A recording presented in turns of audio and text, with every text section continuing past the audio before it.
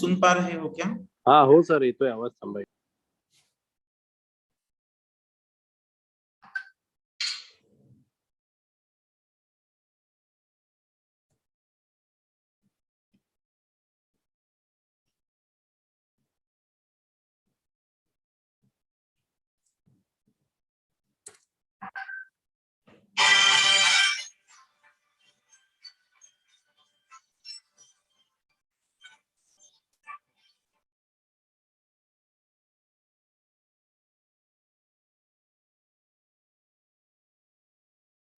Sir तुम्ही host आहात.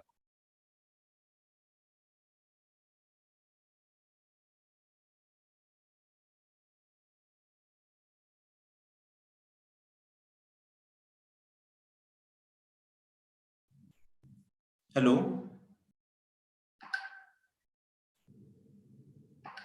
Hello Hemant sir. एक सेकंड. हेलो.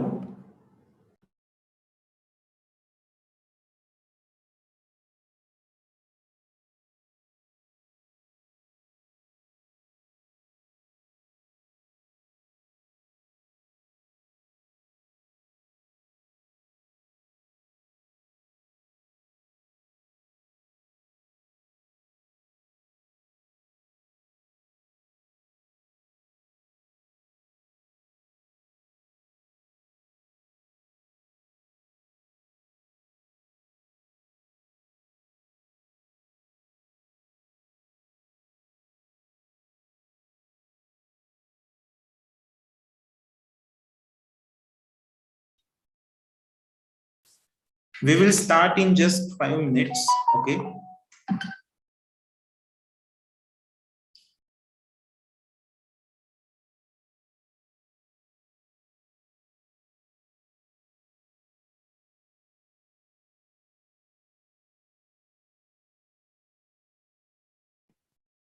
हेमंत सर, तुम्ही अनम्यूट करू शकताय का? बघता का जरा? हाँ नमस्कार. येस. नमस्कार. Okay okay.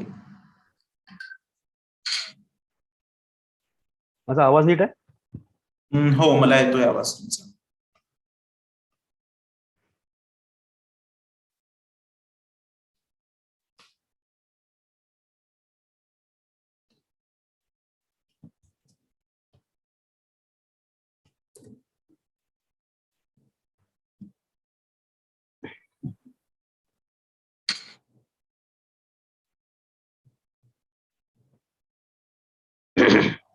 सपना मॅडम तुम्ही आहात आणि शोभा मॅडम.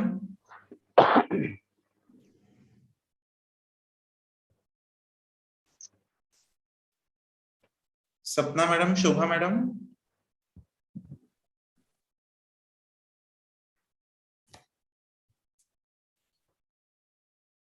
सपना madam, Shobha madam.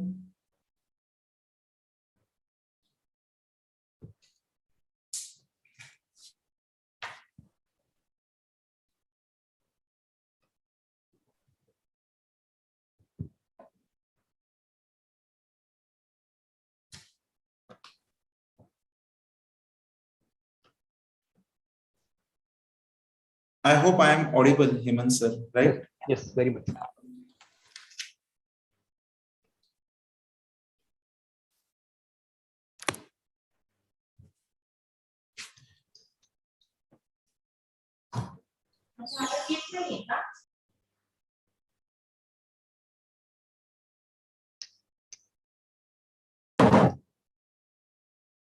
Good afternoon.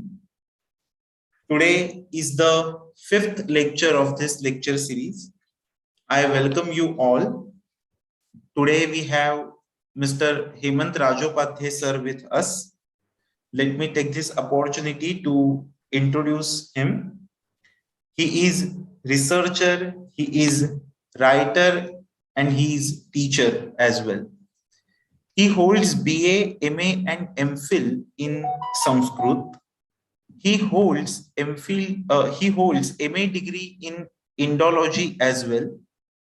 Currently, he is working as an adjunct faculty in Flame University and in Ahmedabad University. Many of his articles are published in Lok Satta, which is daily newspaper. He is appointed as the member of core committee of Maharashtra State Vishwakosh Mahamanday by Government of Maharashtra. It is our great pleasure to have you as our guest, sir. I request you to deliver a lecture on Sanskrit text, classicism, and modernity. Thank you, sir. Thank you so much, Ajay sir. I welcome you all, and yes, thank you all for having me again at the beloved department of mine. Gives me pleasure to be with you all, to engage with you on this theme of classicism and modernity.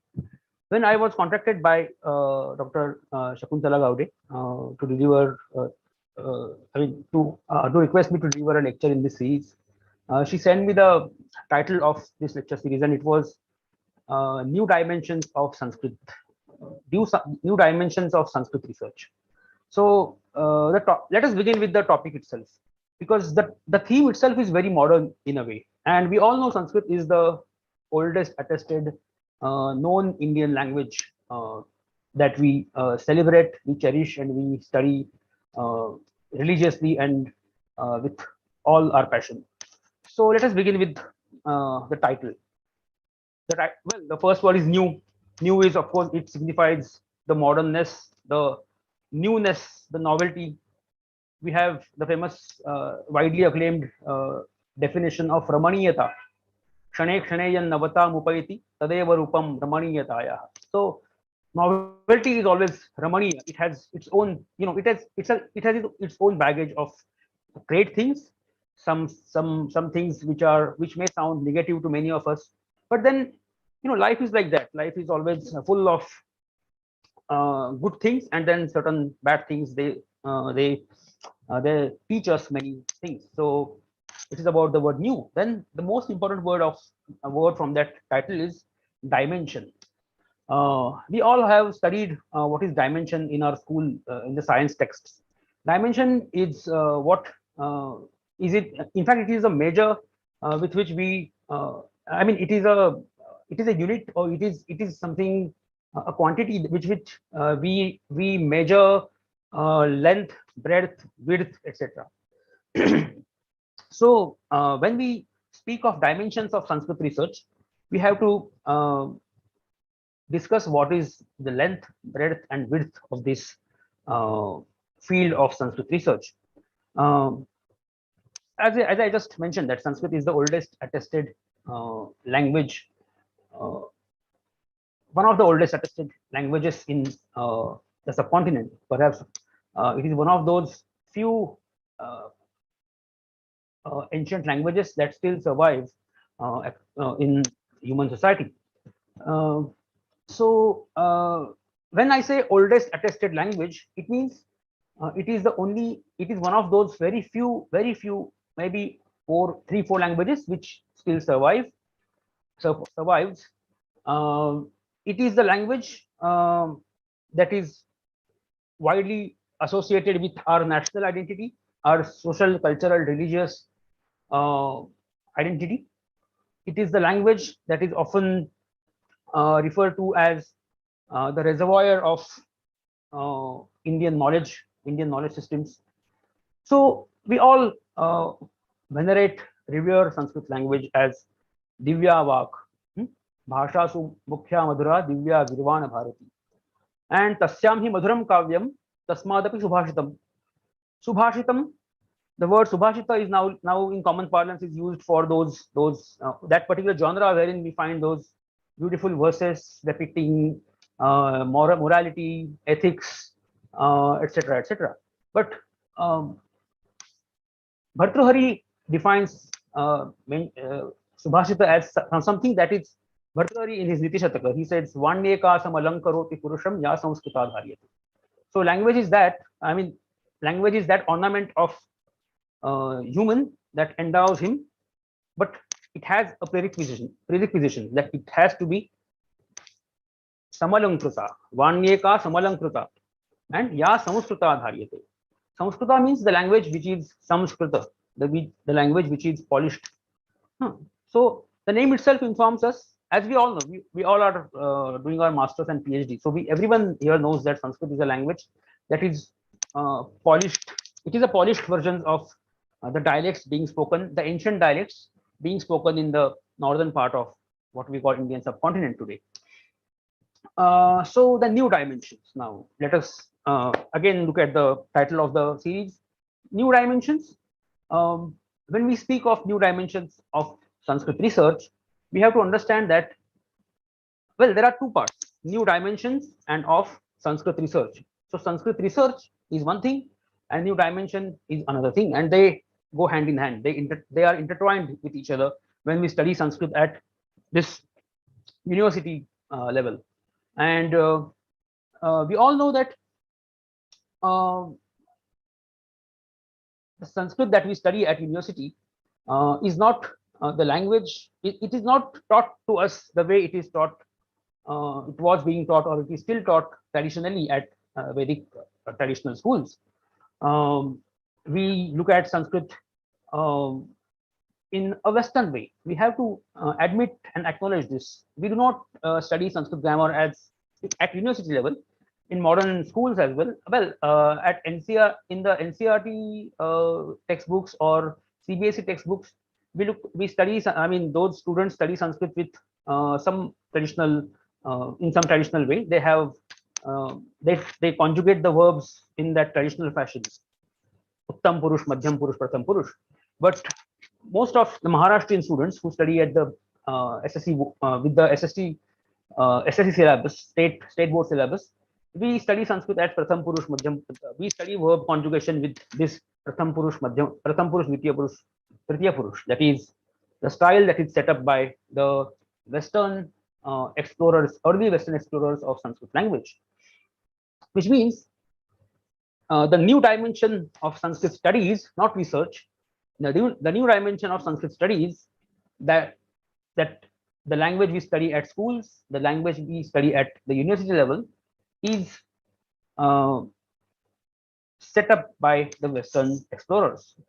In fact, the modern school system or the modern university system itself is very much Western in nature. Well, we are at such a juncture of time that we do not identify ourselves as, we neither identify ourselves as modern citizens, we do not have we do not have retained our bonds with the ancient or medieval traditions. We identify ourselves with the traditions, but somehow those bonds are fickle now. Those ज्याला मराठीमध्ये अनुबंध म्हणतो, आपल्या अनुबंध परंपरेमध्ये टिकून आहेत, पण somehow it is seen that still though we are trying to identify ourselves with the broader, what we call broader Indian or Hindu or South Asian tradition, most of us are very much we practice the Western lifestyle. We study in the schools. Those are run according to the Western systems. The same way, Sanskrit also is taught and learned in the Western system. So this is the foremost and the basic dimension of Sanskrit studies in modern age. One thing. Now let us discuss about what is called Sanskrit research in the title. Sanskrit research, well, in आपण समास शिकतो, we study समासas. Sanskrit संशोधन, संस्कृत विषयीचं संशोधन, संस्कृत विषयीचं संशोधन म्हणजे संस्कृत संशोधन. So Sanskrit research is the research about Sanskrit language or research in or on Sanskrit language, right? Now, when it comes to research in Sanskrit, we have to read, learn, decipher, and understand and analyze the Sanskrit texts.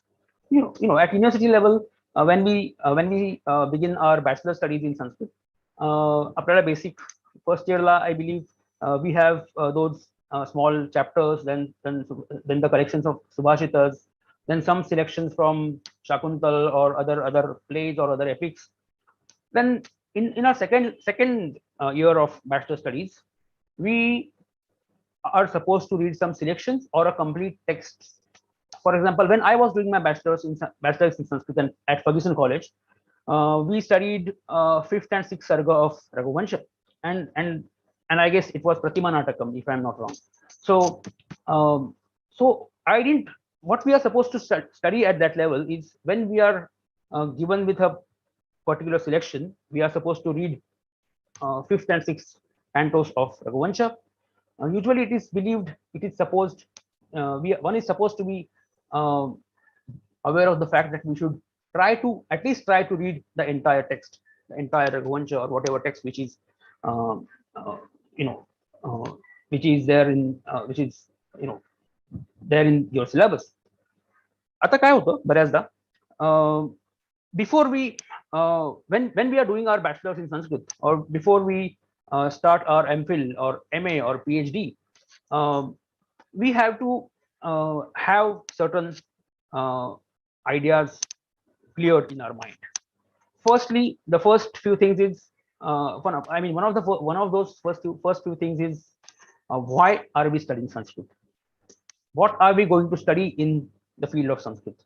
Then, if we are going to read a particular text, what exactly are we supposed to analyze, or what exactly are we supposed to understand or perceive from that text? Why are we reading a particular text?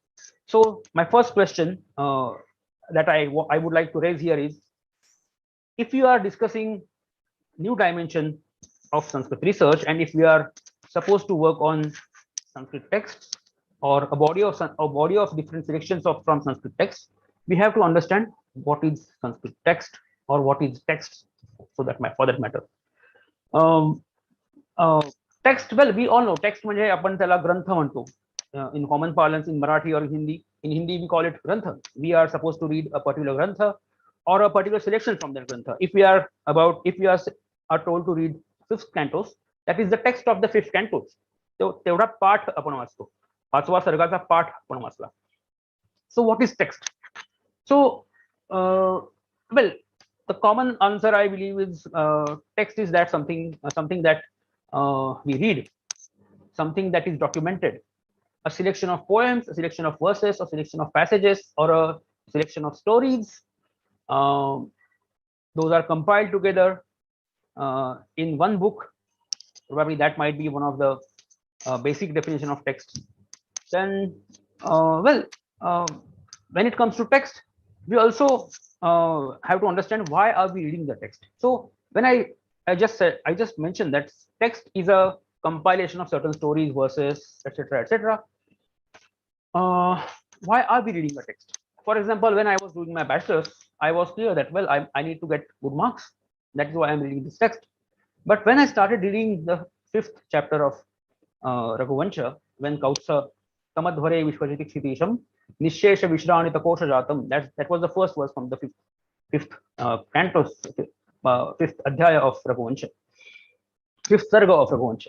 So when I started reading the verse, usually when one starts reading the text of fifth sarga, or for that matter any chapter of any section from any text, we have to understand what are we going to read from it.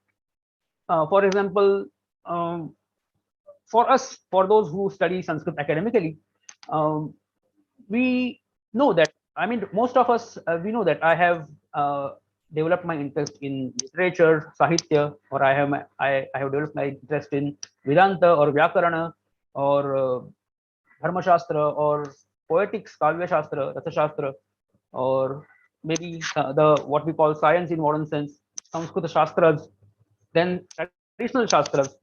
There are certain different disciplines flourished in Sanskrit literature. So when it comes to reading the text, the second question is, why are we reading the text? If someone wants to read a text, if someone wants to be a scholar of Vedanta, he should, he has to read Vedanta, the text from Vedanta, Shankar Bhashya, other Adhyasa Bhashya, all other Bhashyas by Acharyas on Bhagavad Gita, Upanishad, Brahma Sutra, etc., etc. Then one is also supposed to read the Shastras, which were mentioned as Pradhana Mallas, or the main counterparts by the Acharyas of Vedanta. For example, Shankaracharya refers to Nyaya Shastra as Pradhana Vallabh. So in order to understand what Nyaya Shastra is, we have to have some at least we have to spend at least a couple of years to study what Nyaya Shastra is, right? Or if one wants to study Shankara Bhashya, if one wants to be a scholar of Advaita Vedanta, we have to understand all the other faculties of Advaita Vedanta, Shuddhadvait, Vishishtadvait, etc., etc., etc. So what it tells us is, if you want to study any Shastra in Sanskrit, if you want to study any text in Sanskrit, if you want to understand it in detail, if you want to understand all the dimensions of that particular text in Sanskrit, within Sanskrit discipline, interdisciplinary approach is the most. Yeah. So there is no alternative to interdisciplinarity. In the later half of this session, I will discuss what interdisciplinary is and how it can be practiced in Sanskrit research. So, so the question was, what is text? Why do we read it text? Why do we read it? And how do we read it? Then the title of my talk is Classicism and Modernity. We all have to read classical texts, right? We call it classical Sanskrit literature, Abhijata Sanskrit Sahitya. Then Abhijata Sanskrit Sahitya is the Sahitya that is composed in what we call Sanskrit, the language of Sanskrit. Now, as at the very outset, I mentioned that Sanskrit is the language that is polished when the dialects being spoken in the northern part of the subcontinent were standardized. The language, it is standardized with the help of the aphorisms of Panini, we received this great language, Sanskrit. So the language, the literature composed in this language is Sanskrit literature, which is called Abhijat Sanskrit literature. But then when we study Sanskrit literature, we also study Vedic literature as well. And roughly, vaguely, it is believed that Vedas are composed in a language that is called Vedic Sanskrit. Yeah. We have to understand that Sanskrit is the language that is polished with the help of Paninian rules, right? The word Sanskrit appears for the first time, probably according to some scholar, it appears in the Bharata Muni's Natya Shastra for the first time. Then, according to some scholars, Dandin mentions, he uses this name for that standardized language. Then Professor Ashoka Kruskar has also mentioned that in Ramayana, the word Samskrita Vak is used by sage Valmiki when during Ayodhya Kand, when Hanuman meets Sita ji, and he thinks that whether it would be right to speak with Mother Sita in the language that is spoken by Arya, or shall I speak in the language of our own community, that's Vanaras. So the language that was being spoken by the Aryas, the Sabhyas, is Samskrita Vak. But then he thinks that, well, if I speak in the Samskrita Vak, Mother Sita would probably mistake me for, she may think that I am some spy of Ravana. I am some Daitya in the guise of Vanara. So it shows that the language, the Samskrita Vak, not what we call Sanskrit today, but the Samskrita Vak, the language that was believed to be the standard form of dialects, was being spoken by the Kshatriyas, and that is the Aryas, and the Asuras as well, the Daityas as well, that is the soldiers of Ravanas. They were also using the Samskrita Vak. Then this brings me to another interesting paradigm. In Shatapatha Brahmana, the famous story wherein we find the tell that Deva, in the war between Devas and Asuras, Asuras were defeated because they shouted out slogans in Mleccha Vak. Te Asura Helayo Iti Uchuhu. Instead of He Arayo, they shouted out Helayo. And since they use Mleccha Vak, Ataha Te Parabhavan, that's what the Shatapatha Brahmana tells us. Patanjali Mahabhashya reiterates that. And it mentions that Ataha Brahmanena Namlechitavai Na Apabhashitavai. So that the one who engages himself in academics, the one who engages himself in the practice of knowledge production, should not speak the mleccha, the impure language, right? So those who speak the impure language, those who speaks Samskrita Vak according to Ramayana, those who speak Amleccha language according to Brahmanas and Mahabhashyas, they are regarded as the Sabhyas, the Aryas, the Sabhyas, and those the Hanuman himself mentioned. I mean, Valmiki himself mentioned that Hanumana believes that if he speaks in um, the Samskrita Vak, Sita Mai would not believe that Hanuman belongs to Vanara clan, because Vanaras were not supposed to speak in that language. It shows us that language has played a vital role in creating these social identities. It's a different topic whether we believe it or not, whether we like it or not. And in modern context, well, it has become a very sensitive issue. But then, when we discuss uh, Ramayana period, or the period when Ramayana was being written, it is, or the time when Shatapada Brahmana was in practice, when the time Shatapada Brahmana was being composed, the writers were firmly believing that one can only be a part of that noble sphere if one speaks in standardized language. A mleccha language, Brahmanena na apabhashitavai, na mlechitavai, which means language that is Sanskrit is from ancient times. It is clearly mentioned that it is the language that is being spoken by those who have entered that noble social group. I am not talking about the caste system here. What I want to discuss here is those who speak Sabhya Bhasha, those who speak Samskrita Vak, those who speak Amlecha Bhasha, they are ultimately regarded as the part of broader Sabhya sphere. Yeah, one. Then, what is classic? Well, classic, the term classic, it informs us that it is derived from the word class. And what is class? Well, we know that classes and masses, right? It is a widely disputed term, and it is a very complex and in a way controversial and blurry term. That these borders of what we call classes and what we call masses are often changing. They are not monolithic frameworks. They often keep changing. Those who are part of masses become part of classes. Those who are part of classes become part of masses. So that's a continual ongoing process throughout the history of the subcontinent. But then classicism is the word derived from this word class, and it has to do again with this process I just mentioned, that the language that was being used by the classes, that was being used by the noble people, is Sanskrit, and the literature that is discussed in that standardized Paninian standardized language is Abhijata Sanskrit Sahitya. It is called Abhijata Sanskrit literature. Now, why do not we call Abhijata Prakrit literature? Do we call it? At least in my career of in my 20 years career of Sanskrit studies, I haven't heard this word Abhijat Prakrit literature. We call Abhijat Sanskrit literature. The recent ongoing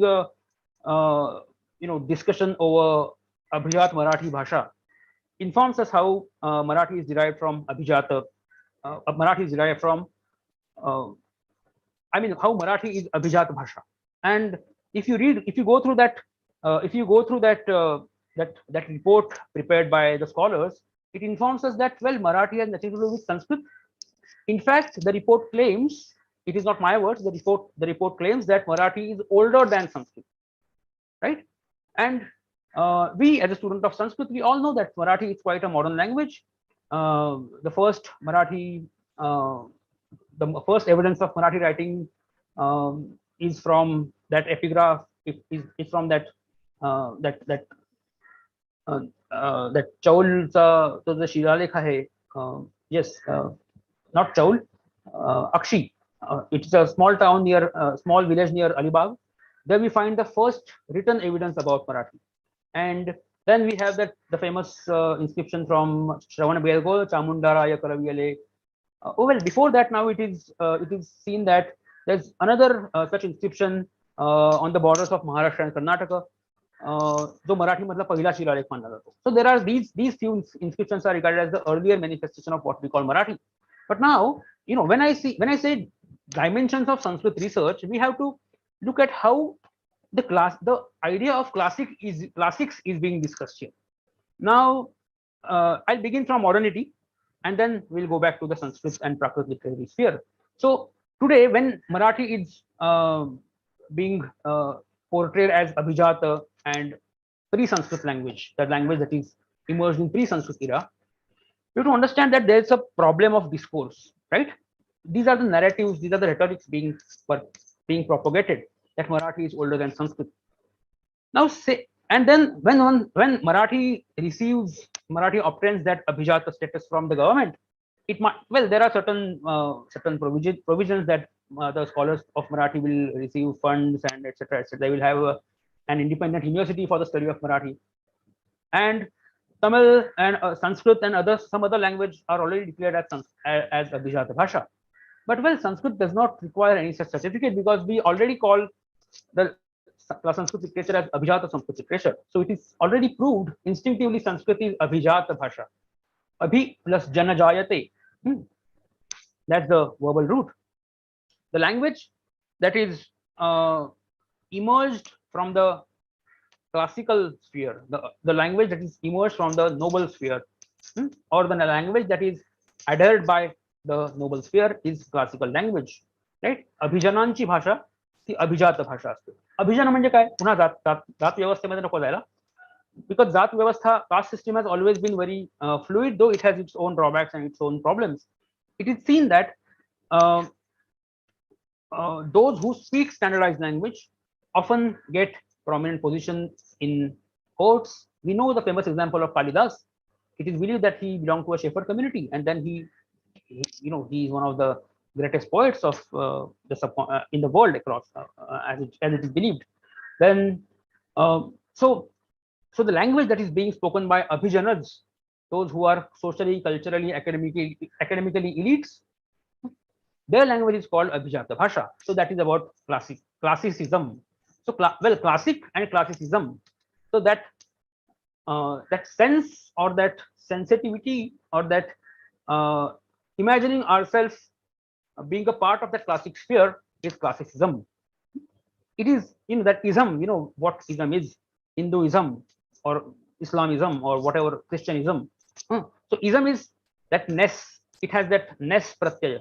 जसा ness pratyaya असतो Hindu ness, तसा तो classic नेस जो असतो, क्लासिकत्व त्याचं जे आहे, अभिजनत्व जे आहे, ते त्या भाषेतून समोर येतं.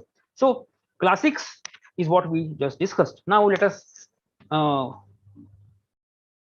end this first what I call it, first part of our discussion with the brief engagement over the last term, modernity. Now, what is modernity, and can modernity be monolithic? Modernity अशी एकसंध असते का? तर आपल्याला तेच बघायचंय. Well, modernity, for the word modernity, we have a beautiful word in Sanskrit, adhunikata. Adhuna is the word. अधुना म्हणजे सध्या, हल्ली जे काय चाललंय त्याला अधुना असा शब्द आहे. The contemporary time is always mentioned, referred to with this word adhuna, and something that is contemporary is adhunikam. जे आधुनिक आहे, जे आत्ता घडतंय, जे आजच्या काळातलं आहे, ते आधुनिक आहे. We all know this. So this requires more serious discussion. Modernity in academic sense and modernity in what we imagine, in a sense of what we imagine as modernity to be, are two different things. आपण ज्याला आधुनिकता म्हणतो ती एक ढोबळ आधुनिकता आहे. तिच्यामध्ये आपण नवीन वेस्टर्न कपडे घालतो, चष्मा लावतो, मोबाईलवर बोलतो, गाड्या फिरवतो, ज्या पाश्चात्य तंत्रज्ञानाच्या क्रांतीनंतर उदयाला आलेल्या ज्या परंपरा आहेत, that is what we call modernity. And then we have to accept that modern technology and modern industrial revolution has impacted entire world to a massive extent, and we cannot get rid of that. Everyone, even a small kid living in a tribal area is influenced by that revolution, that industrial revolution, directly or indirectly. So let us come to what modernity is in the context of Sanskrit. When it comes to Sanskrit research, modernity becomes a critical problem. As far as Sanskrit traditions, Sanskrit literary traditions are concerned, we know we means the Sanskrit literary texts, Sanskrit literary traditions has its own sense of modernity. Purana Shastra, ज्याला पुराण साहित्य असं म्हणतो आपण, the Puranic literature. The etymology of Purana is often given as Puranavam, something that is newly depicted, something that is ancient but newly depicted. काही प्राचीन घटनांचे संदर्भ हे नव्याने सांगणं, आधुनिक काळाच्या अनुषंगाने सांगणं is Puranavam. You go to any famous Purana, any narrative literature, or any Jataka story, even the Jaina narrative literature, Shashti Shalaka Purusha, or whatever. We find that the ancient stories are documented by different acharyas, authors, and bards. सूत परंपरांनी पुराणांची रचना केलेली आहे, वेगळ्या वेगळ्या आचार्यांनी केलेली आहे. And this again has it is emerged from the what we call roughly as Vedic literary body. Again, the same. Let me take you back to the same myth. Pura Devasura Sangrame, something happened, and te asura para bhavan, te helayo iti uchuhu. Iti uchuhu. We all know uchuhu is paroksha bhutkala sarupa, na uchuhu. Iti uchuhu. Ataha te helayo iti uchuhu. Ataha te para bhavan. Again, para bhavan is past tense. Ataha brahmanena nam lechitavai. Now, if here he wants to give a message that hence Brahmana or someone who is engaged in academic productions should not speak in impure speech. So, to give a certain message, they are referring to some old tale that this happened during the war between Devas and Asuras, or maybe stories from Panchatantra that Pura Mahilaropya Nagare, Raja Asit, Tasya Chatvaraha Putra Vagare Vagare, je kai apan pahato. Or maybe same is the case with Mahabharata. We know the story of Mahabharata. Maharshi Lomaharshana, he narrates the story to his disciples. He has heard that story from his guru. Then Vaishampayana and Sauti, though they have learned this story from their guru, that is Maharshi Vyasa. And Maharshi Vyasa was the witness of the entire life of Kauravas and Pandavas as it is believed. And he post the war, he somehow rediscovered his memory, and he wrote that great epic, that is Jaya, or what we call Mahabharata today.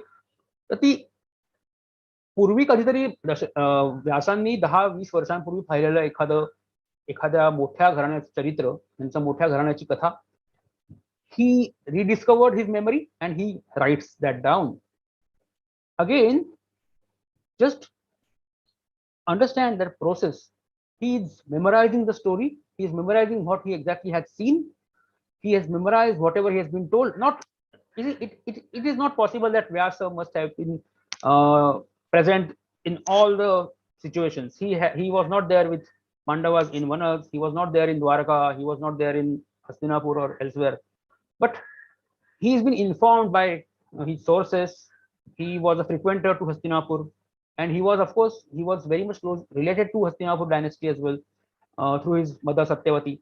So, whatever he remembered, whatever he understood, whatever he learned from his sources, he wrote it down.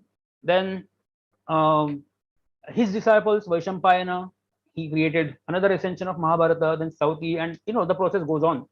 So what happens here is, remember again the etymology of what is Purana. Pura Navam, something which has happened in the ancient past or the recent past, is written in a new form, and or maybe when a story or when an account of particular incidents is written down, it is the first fresh and new account, novel narrative of that particular incidents in past, which means we are recreating those memories. We are propagating those memories, and we are propagating those memories with a particular purpose.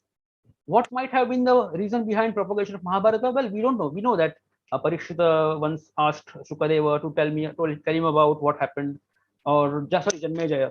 Then Parikshita, and then the famous संवाद between Shukadeva and Parikshita, wherein ज्याच्यातनं Bhagavat कथा आलेली आहे आपल्याला माहिती आहे. अशा संवादांमधनं या कथा पुन्हा पुन्हा रिमेंबर पुन्हा पुन्हा पुनस्मारित केल्या जातात आणि त्यांचं लेखनही होतं. We know that our traditions, our ancient traditions, they give emphasis on oral traditions. So earlier the narratives were not written down as it is believed. They were imparted orally, they were heard, remembered, and again imparted to further generations. And now even the traditionalists will believe, the परंपरावादी आहेत त्यांना सुद्धा माहिती आहे की वेदांचा जर अपवाद सोडला, if Vedas are the only exception wherein we do not have changed a single letter, अशी एक श्रद्धा आपली आहे, अशी धारणा आहे की वेदांमध्ये काही फरक न करता ते जसे आहेत तसे पुढच्या पिढ्यांना दिले गेलेले आहेत, अशी एक श्रद्धा आहे. Modern academia informs us, or it claims that some of the verses from some of the hymns from Rig Veda, some of the hymns from other Vedas are interpolated. Now the conflict comes here. As a researcher, as a scholar, आपण याच्याकडे कसं पाहायला हवं? Vedas are regarded as apaurushaya, anadi, ananta. They are the mahatoste nishvasitam, right? They are the nishvasitas of the divinity. Whereas modern academia informs us that there are various traditions of deciphering the meanings of Vedas. यास्काचार्यांचं उदाहरण आपल्याला माहिती आहे. It is perhaps one of the early attempts of deciphering the meanings of Vedas, known early attempts. The famous narrative about Indra and Vrutra, Yaskacharya informs us, well, ko Indraha, ko Vrutraha. Further, he informs us that Indra is Vrutra is Megha and Indra is Thunderbolt. Indra म्हणजे वीज आहे आणि वृत्र म्हणजे मेघ आहे. इति नैरुक्ताः. So those who believe in the science of etymology, those who believe that the certain words, certain proper nouns are derived from certain words which inform us about certain ideas. For example, Indra is derived from Iran Darayate. You all must have read this. Iran Darayate, the one who penetrates through mountains, or the one who the rain god, of course. Then Vrutra is again, he is a Megha. So according to Nairuktas, they try to appropriate those names in an environmental or environmental paryavardhaniya sandarbhat. They are trying to appropriate that narrative. However, on the other hand, he is giving us another pattern of etymology. He says ऐतिहासिकाः. ऐतिहासिकांची काय धारणा आहे तर वृत्र नावाचा एक दैत्य होता, इंद्राने त्याला अमुक अमुक पद्धतीने मारलं, and we know the story. It was true. His father, Vrutra's father, was true, wanted to have a son who will kill Indra, etc., etc. And then the famous story, Savag Vajro Yajamanam Hinasti. We all know the story. So even the tradition believes that in order to, well, we cannot have a single, we cannot conclude a discussion with a only possible single inference. That is why he gives us different possibilities.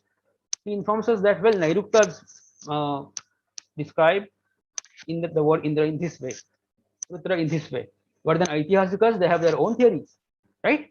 So the traditional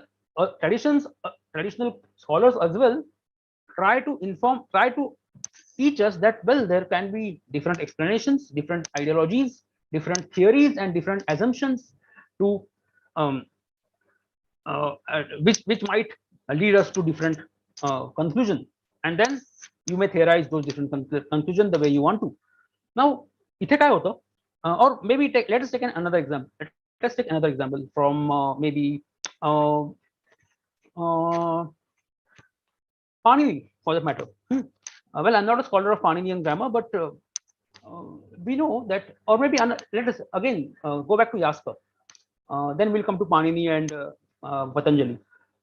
He informs us, Paniniya Shiksha, the text attributed to Panini, he informs us that Yatha Saurashtika Nari Takrana Ityabhibhashate, right? So then again, Yaska informs us that Shavatir Gatikarma Kambojeshu. Even Patanjali in Paspashanika comes up with many such examples. So what they are trying to tell us that this particular word is used by the people residing in this pocket of the subcontinent in a particular way. So Shavatir Gatikarma Kambojeshu. Kambojans use the verb shava in a sense of gati, gatyarthaka dhatu hai to. In Kamboja, that is the region जिथे आज कारगिल किंवा पूंछ राजौरी काश्मीरात आहे, that is Kamboja. So in that region the root shava is used in a sense of departure, to go somewhere, or in a sense of movement. Now the survey, the linguistic survey by Grierson, I guess that was conducted in 1946, if I'm not wrong. I may be wrong, but Grierson informs that even today, in the same valley of Kamboj, what is called Kamboj in ancient times, the verb chawa is used in a sense of movement. Shavatir Gatikarma, shava, and the chawa, chawa, CHYA, that nasal N and V, chawa. It informs us that those forms are still retained in modern whatever language they speak, right? So these linguists, these grammarians also must have conducted extensive ethnographic survey across the subcontinent, at least in the northern part of the subcontinent. That is why they are coming up with such variations of meanings and shades of meanings. We know that Shadbhava Vikarat, Asti, Jayate, Vikarnamate, Apakshiyate, Vardhate, etc., etc. So how was that possible for Yaska to come up with such theory without having undergone such extensive ethnographic studies? No. So the tradition itself believes that in order to understand a particular science, a particular shastra, we cannot sit in a chamber with a lump of books and come down to an inference. We have to conduct field work. We have to understand the patterns. We have to understand what people believe. We have to understand how a particular narrative is being transformed in a particular group, how a particular narrative is presented contradictorily to the one that is practiced in the common parlance. So all these factors have studied by the traditional scholars as well. Now, what does this mean? This means that the scholars like Yaska, Panini, or Bhavabhuti, or Bhasa, or Kalidasa, they were aware of the fact that society is constantly changing, right? Shane Shaneyan Navatam Upaiti Tadeva Rupam Ramaniyataya. And what keeps society changing? There are many factors. Well, first is environment, then migration, of course, then what we call modernity in terms of technology in those respective periods. For example, archaeologists have informed us that after the advent of Greeks, the Shulapani Shiva becomes Trishulapani. Earlier, according to some archaeologists, Trishula was not in practice in the subcontinent before the advent of Greeks. It is what some scholars claimed. So in order to understand iconography of particular deity, we have to understand the archaeological patterns and the patterns of consumption which are developed, which are evolved on the basis of the various factors, right?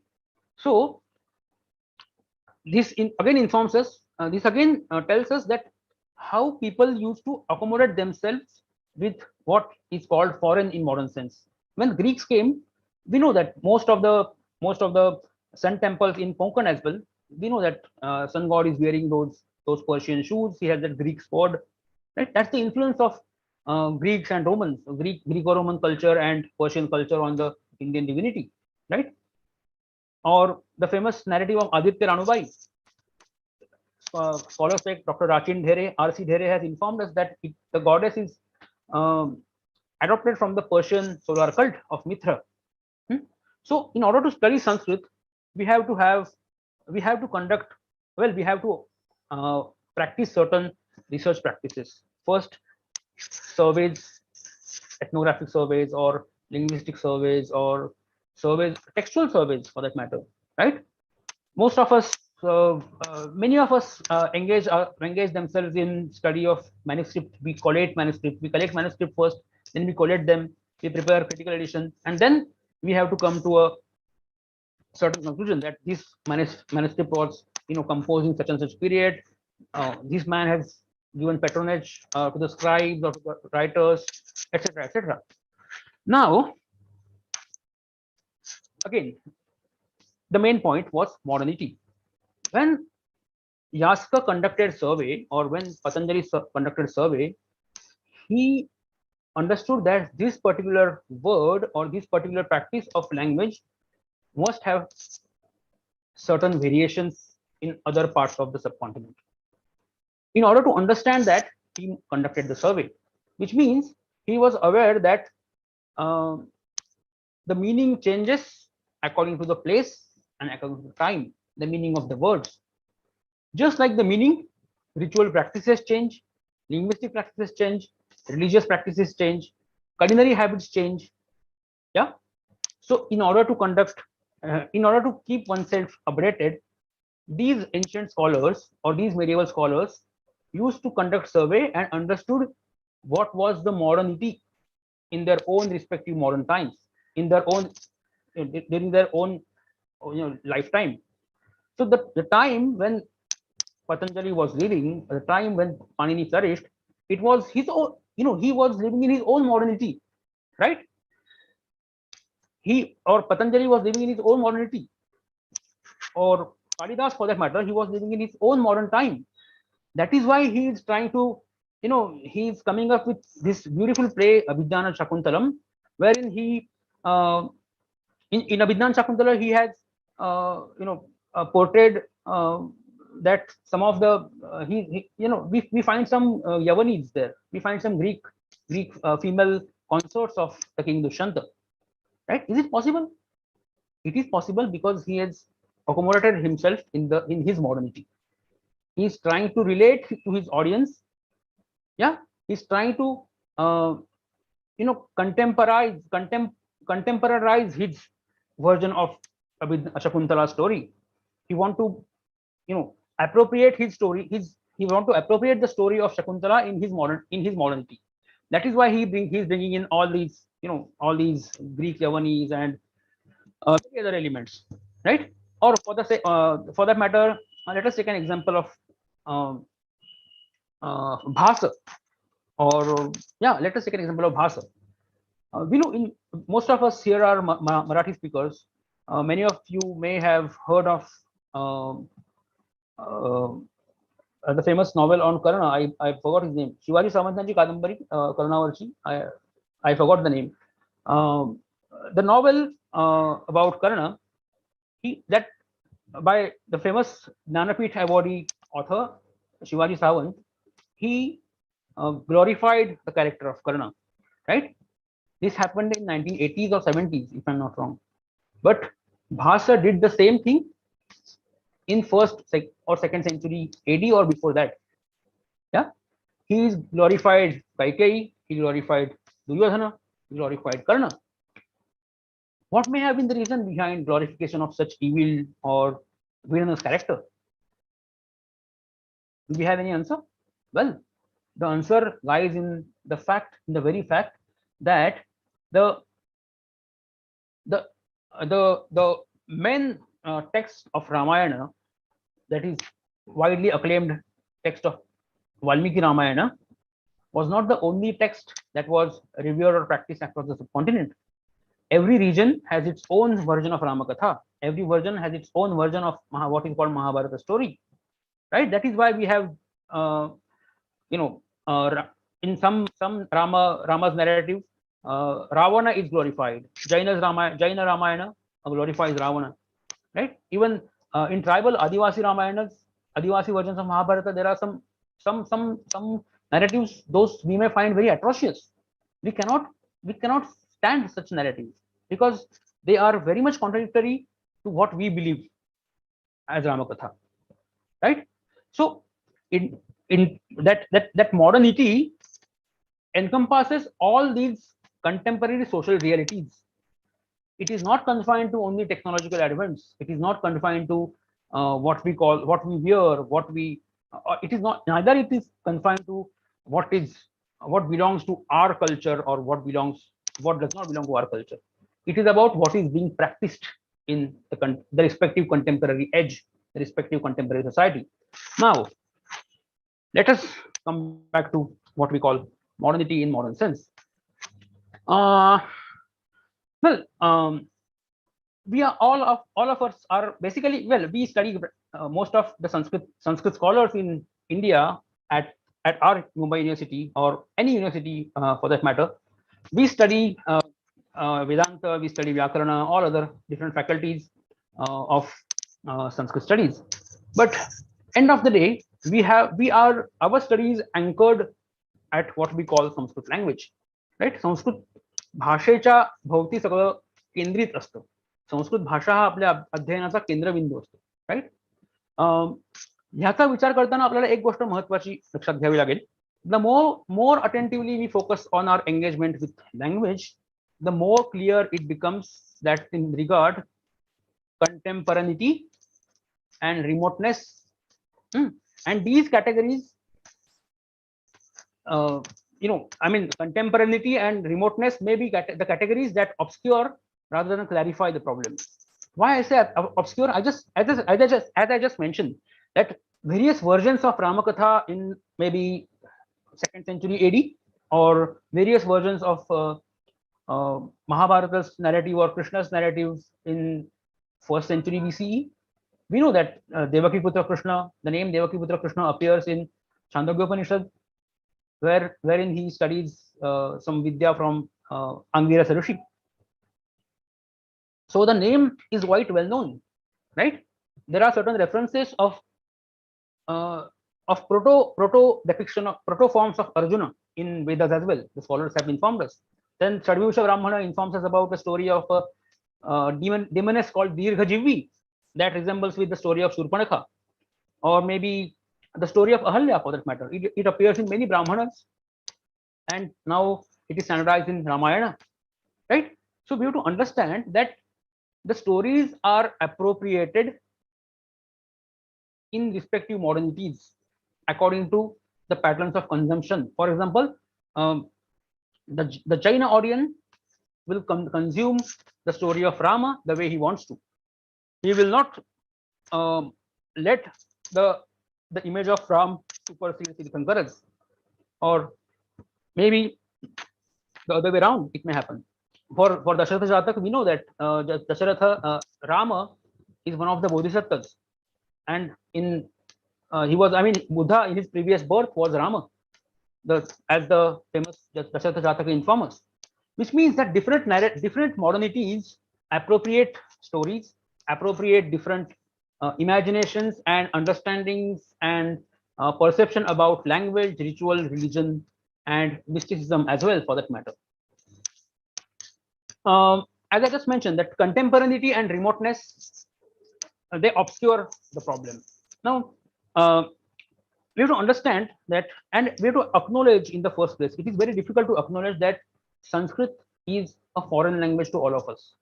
Foreign, I'm not using it in a sense of a language from some other country. For the word foreign is not only meant in the sense of other countries only. Foreign is something that is not in practice, that we do not practice, right? For example, eating non-vegetarian food is foreign to me. I do not consume non-vegetarian food because it is foreign practice for me. Foreign means something that does not belong to me. That's the sense I am using the term foreign in. So Sanskrit is, in a way, it is not our mother tongue. We identify Sanskrit as our cultural language. Of course, it is our cultural language. It has nourished our culture. It has nourished our cultural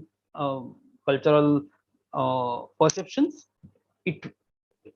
The samskaras, those we receive from the Sanskritic sphere, not directly through Sanskrit. In our childhood, we were not told these stories in Sanskrit. These stories of Rama, Krishna, we heard in Marathi, but it came from that Sanskritic sphere. So the samskaras of that Sanskritic sphere are still they are very much present in our consciousness. In आपल्या जाणीवांमध्ये नेणीवांमध्ये संस्कृत विश्वामधनं आलेल्या संवेदना ज्या आहेत त्या व्यवस्थित रुजलेल्या आहेत.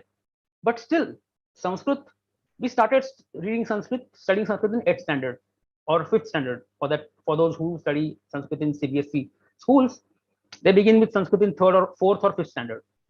So Sanskrit, we speak Hindi, Marathi, English, or whatever language we speak at our home. Sanskrit is not our mother tongue. In fact, Professor Madhav Deshpande and Professor Akluskar has categorically pointed out that Sanskrit has lost its status as mother tongue.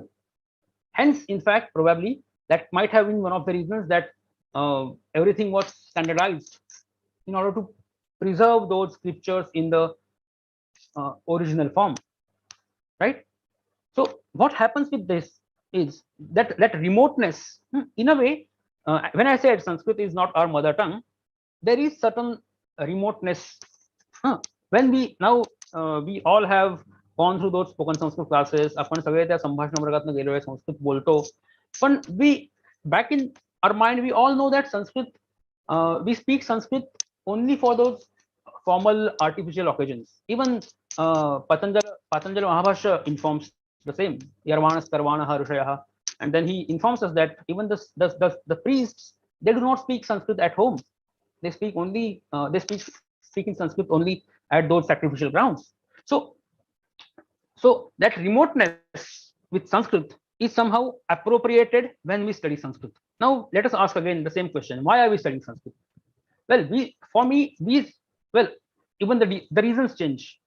When I was in my adolescence, I believe that Sanskrit is it is still my beloved language, but then I had a different passion. I want to I wanted to imagine myself in that imaginary world wherein I belong to a particular ancient tradition. Now I hardly practice that tradition.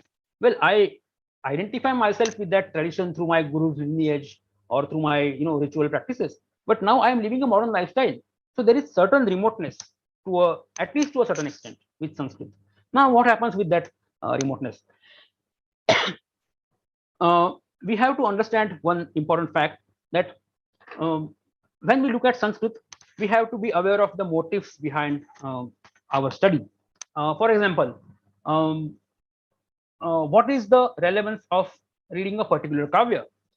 Now, when as a student of Sanskrit, someone asks us what are the prayojanas of kavya, all of us would perhaps answer that, well, kavyam yashase arthakrute vyavahara vide shive tarakshataye sadhya paranirvritaye kanta samvitatayopadesha yuje. These are the prayojanas of kavya mentioned by Sanskrit Sahitya Shastrakaras. Now, kavyam yashase, wonderful. Arthavide, yashase arthakrute, vyavahara vide, shive tarakshataye. Yashase, to earn fame, to earn money. To earn fame. Yashas is kirti or success. Success in terms of what? In terms of fame, in terms of being established as a student or as a scholar, as a professor, as a speaker, or whatever, as an academician. Yashase. Well, I study Sanskrit. I read Shakuntala for Yashas. Yashase. Arthakrute. Yes, I may earn money, lots of money, when I do my career in Sanskrit. Well, Yashase arthakrute vyavahara vide. What sort of vyavaharas? So the Shastra informs us, Ramadivat pravartitavyam na Ravanadivat iti. Right? If you read that Sahitya Darpana, it informs us की व्यवहार म्हणजे काय, तर रावणासारखं वागावं, रामासारखं वागू नये, वगैरे वगैरे. Now the moral, when the entire moral system, ethical system is changed, we have to understand in what context, what is Ramadivat and what is Ravanadivat. Right? The social values, even the religious values are changing. I mean, if one reads Valmiki Ramayana and if one gets the reference of Rama consuming non-vegetarian food, or Krishna consuming non-vegetarian food, or their relationships, or the pattern of kinship they practiced, कुटुंब व्यवस्था त्यांनी जशी त्यांनी आचरणात आणलेली होती तशी आपण पाळू शकतो का? त्यांच्या खाण्यापिण्याच्या सवयी आपल्याला पाळता येतील का? No, we cannot do that. But then रामादिवत प्रवर्तितव्यम म्हणजे नेमकं काय? So well, now we carve out certain set of values, की सत्य बोलावं, एकपत्नी असावं, आणि काय ते जे काय असतं ते all those ideal values attributed to Lord Rama, तशा प्रॅक्टिस कराव्यात. नतु रावणादिवत. मग रावणाच्या काही व्हॅल्यू चांगल्या होत्या की नाही का? He was a great musician, he was a great what ever. Then well त्याची एक जी कृती होती सीतामाईला पळवून आणण्याची तशी वागायची नाही. बट देन रामादिवत प्रवर्तितव्यम ऋतु रावणादिवत. Shall we reject Ravan in entirety? No, we cannot. I mean, well, there are certain factors which can emerge up, that there certain values, I mean, are still practiced, or certain values of Ravana are glorified in tradition. I'm not rejecting tradition here.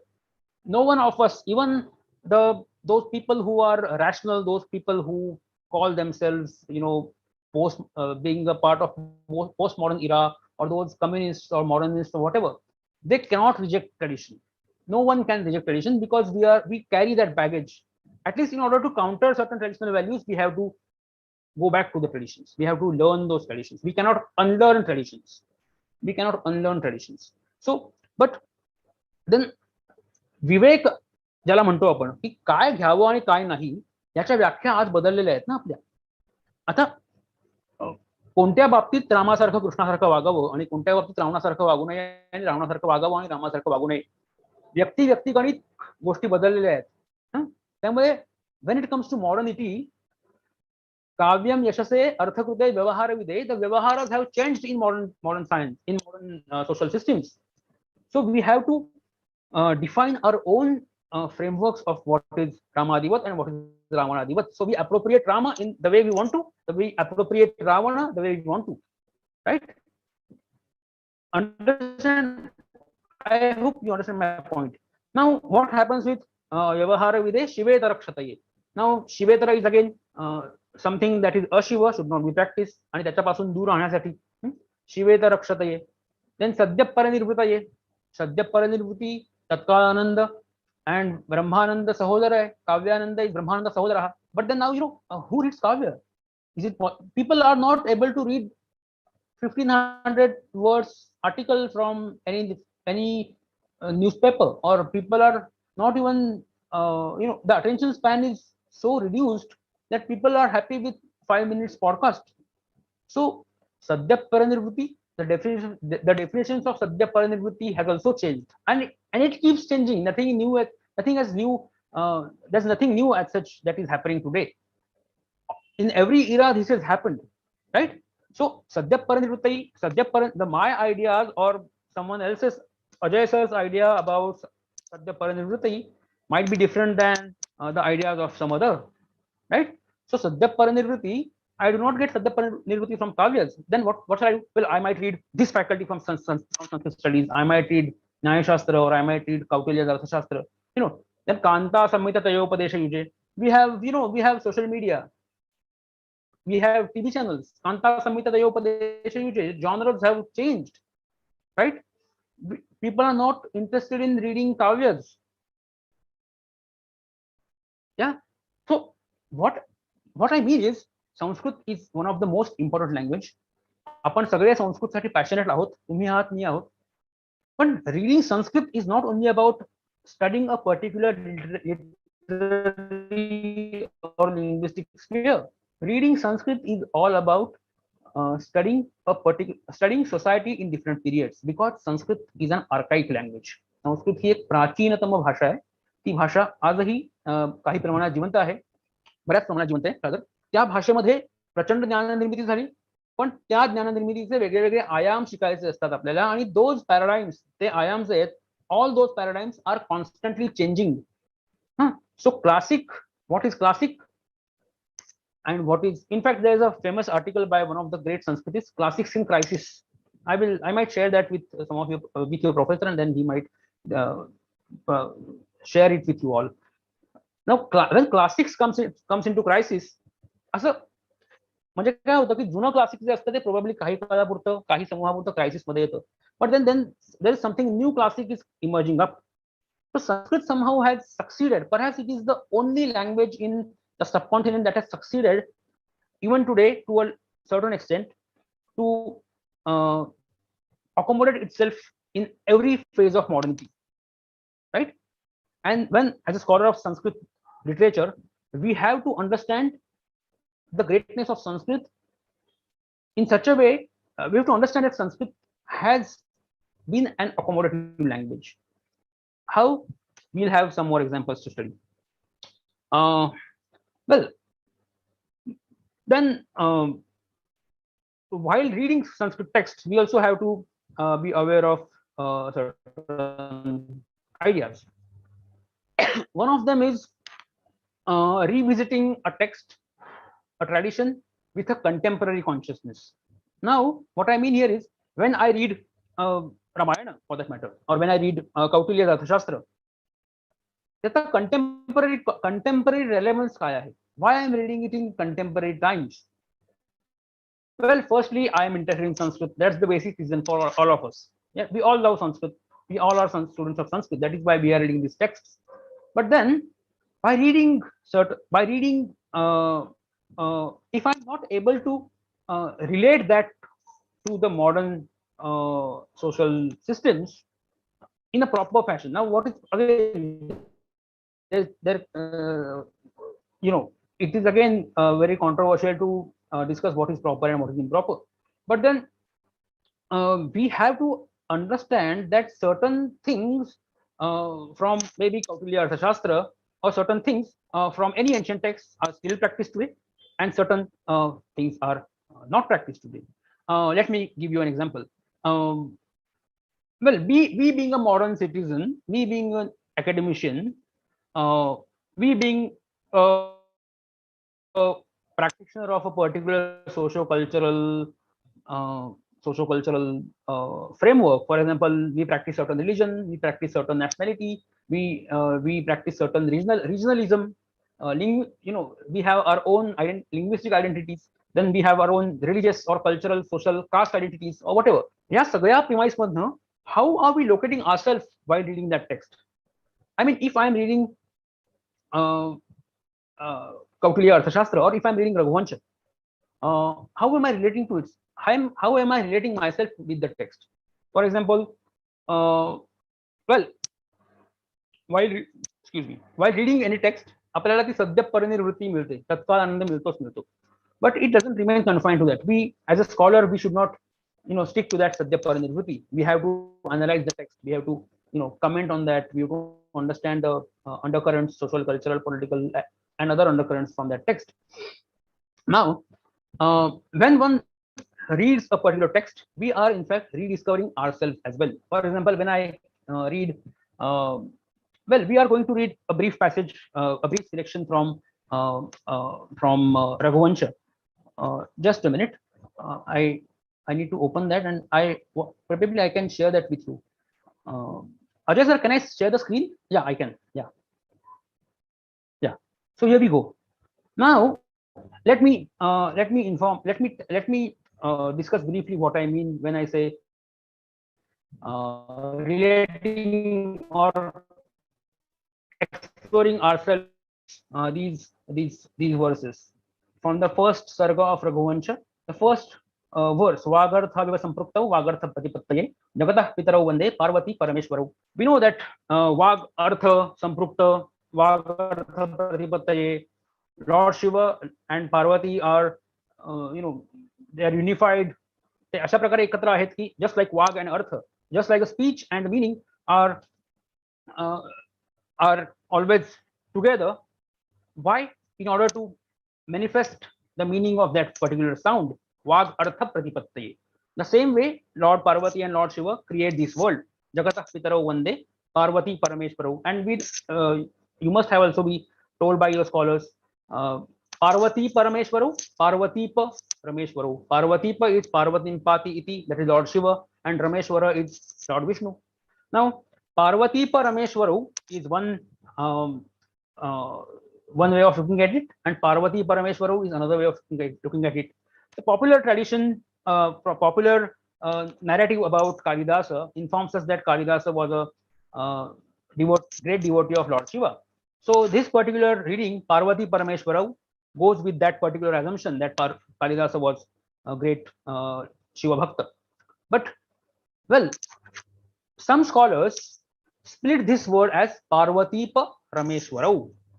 Now, Jagata, both are, in modern, in broader Hinduism, in broader Hindu sense, Parvatipa and Rameshwara both are the regarded as father of the universe. दोघंही जगाचे जगत पिता आहेत, विष्णू पालक आहेत आणि Lord Shiv हे संहार करते आहेत, पण ते शैव शास्त्रानुसार ते सृजन करते सुद्धा आहेत. स्पंदनांमधनं विश्व निर्मिती सुद्धा होते. आपल्याला शिवसूत्र सांगतात ते. सो Parvatipa and Rameshwara, why people have come to this reading, why they have thought of this particular meaning. Firstly, we have to understand that this meaning is derived for the first time in early medieval Indian society, in early medieval Sanskritic literary sphere. It was a time when Shaivites and Vaishnavites they have been exhibiting tremendous enmity.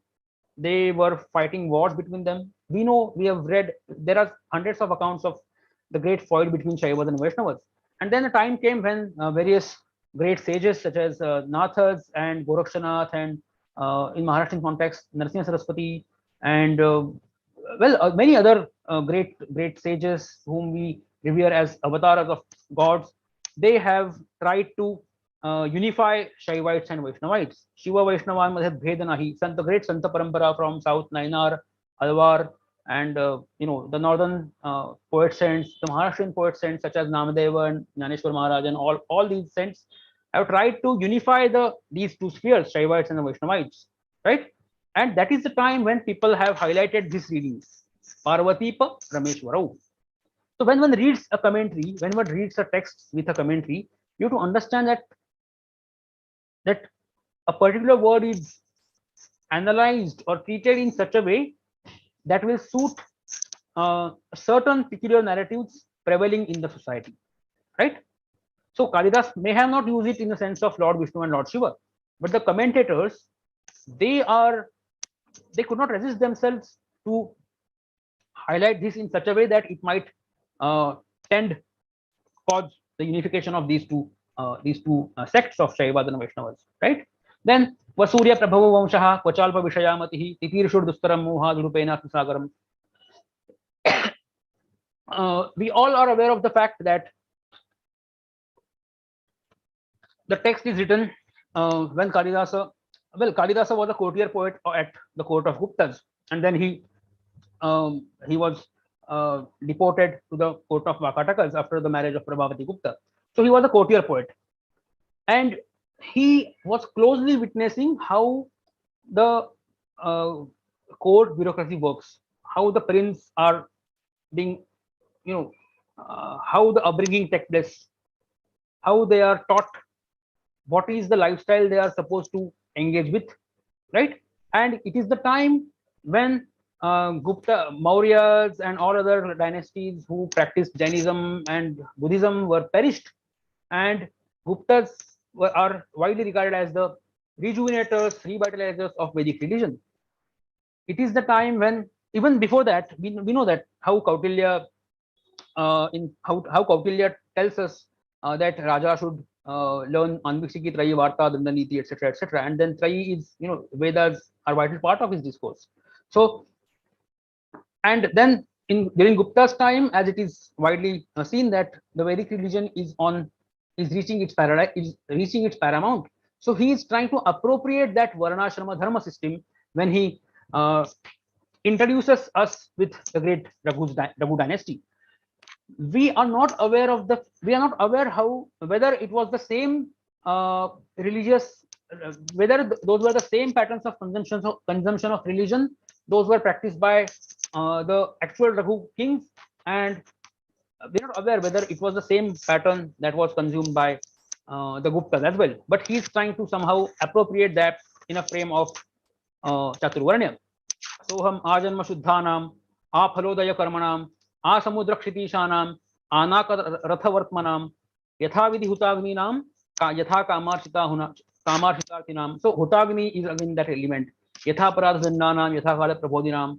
Then Shaishave Bhyasta Vidyanam, Yavane Vishayeshinam, Vardhake Munivrittinam, Yogenante Tanutyajam, and Raghunam Anvayam Vakshe. And Raghunam Anvayam Vakshe is one thing. He tells us about that Anvaya of Raghus, but the standard model he has before him is the lifestyle that is practiced by his own patrons, his own kings, that is the Guptas, Chandragupta Vikramaditya, the one who has conducted many sacrifices, right? So in order to study Kalidasa, we have to be aware of what sort of political environment he was flourished in, what sort of political practices he was introduced to. Shashtamsha Vritti is the word he uses for kings, right? So it is not only it is not possible to learn Kalidasa without having understood all these theories.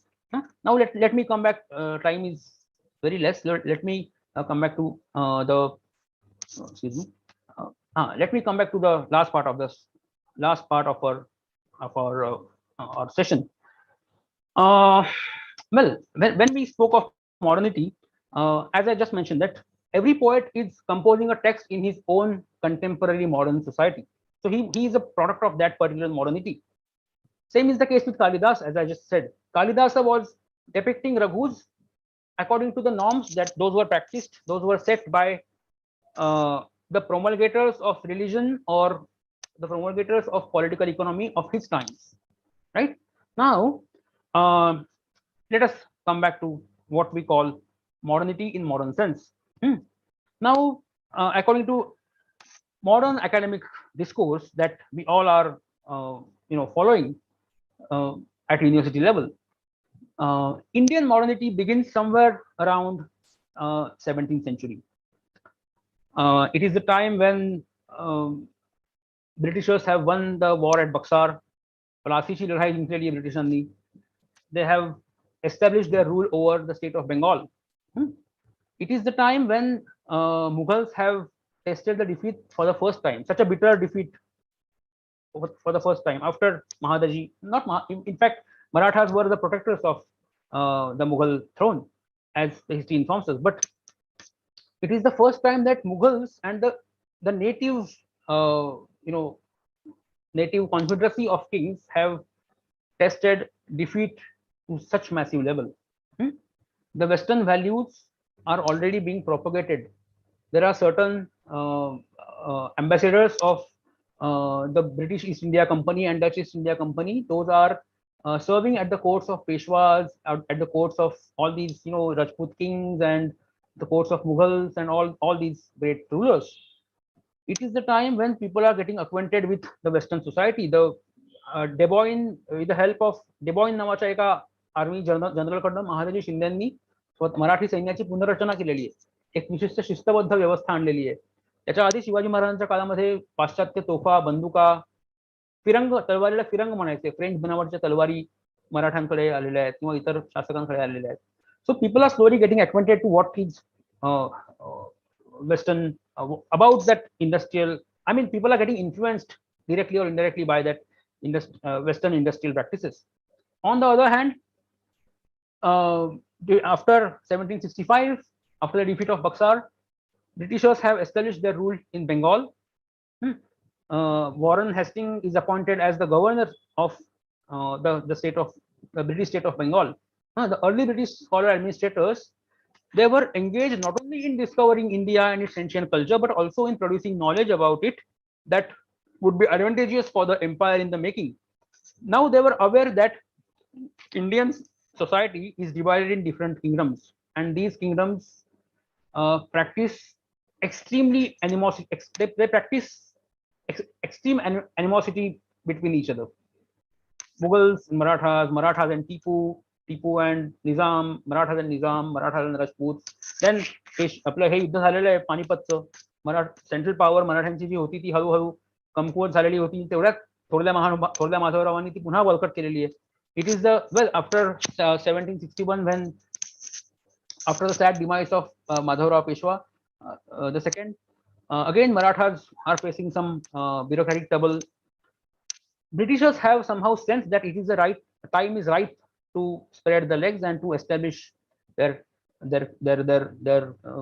rule in the subcontinent. त्यावेळी काय झालं, Warren Hasting हा जो governor general होता, he started encouraging the linguists, he started encouraging the scholars of history, languages, who were also serving the company offices. ते कंपनीत कामही करत होते एकीकडे.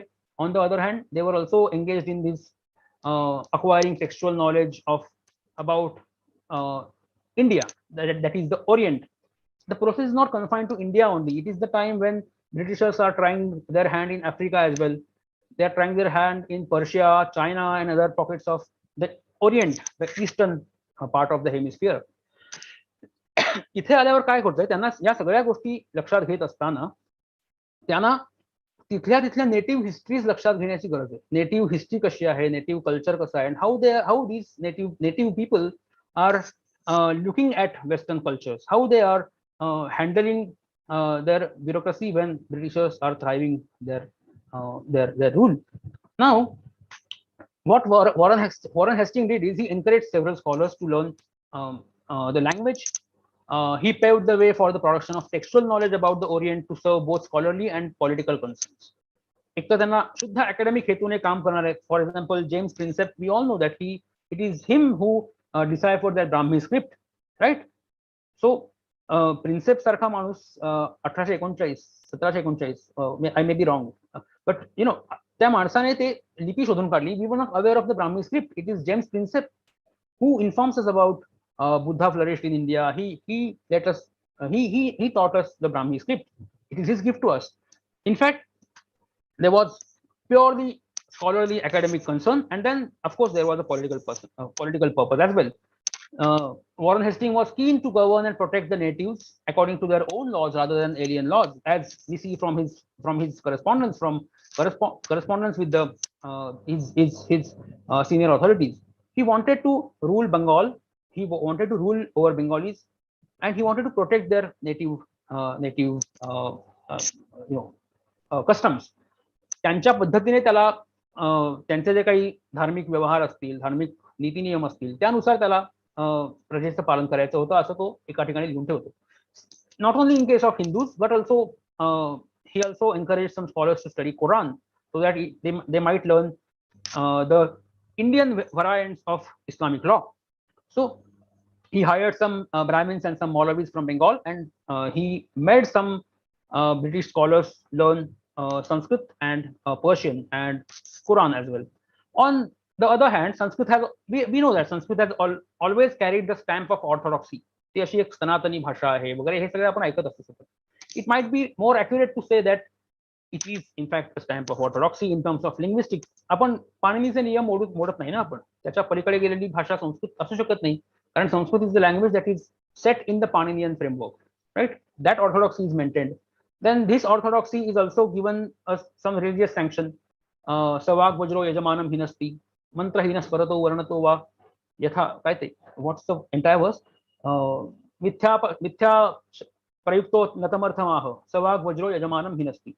If word is not used properly, it strikes back to the practitioner.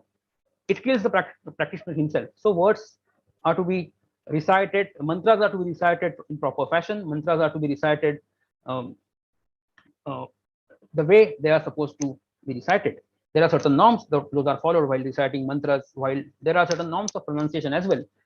So that orthodoxy was still practiced. No one who studied Sanskrit or reads Sanskrit can afford to overlook this vividly pronounced trend in the history and lineage, the strain that makes Sanskrit a kind of metaphor for institutional hierarchy in a way.